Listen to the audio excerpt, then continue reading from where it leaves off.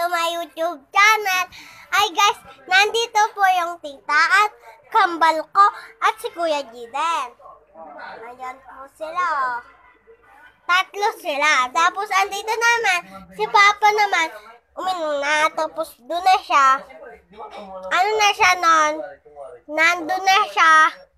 Tulog na siya. Ay, nakahiga na siya. Ng mga kainuman niya, oh. O, diba? Ayan, oh.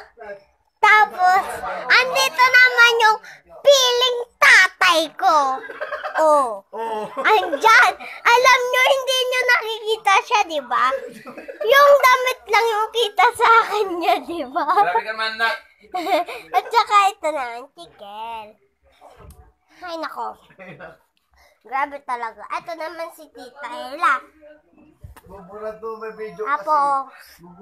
Tapos nandito na ako sa kusina. Andito ako na sa kusina. Tapos ano? Andito na ako. Yung totoong tatay niya. Tapos andito Ako yung po. totoong tatay nito. Hindi, huwag kayo maniwala dyan, guys. Alam ninyo, ang pangit niya, hindi siya nakita sa liwanag kanina. Ang dalim kasi. Andito yung mga kainuman niya, ang ingay-ingay.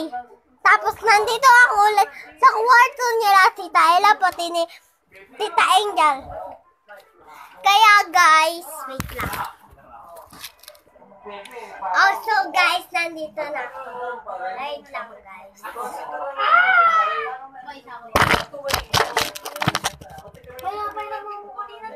So guys, andito na ako. Ay, sorry guys.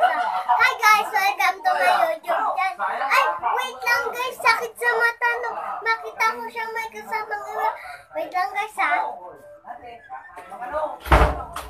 Alam nyo ba guys, may kasabihan, kapag may kasabihan, madaling matulog, mahirap bumangon. Parang pag-ibig rin yun guys. Madaling mahulog, mahirap mag-move on. So guys, nandito ako ngayon sa tindahan ni Mama M.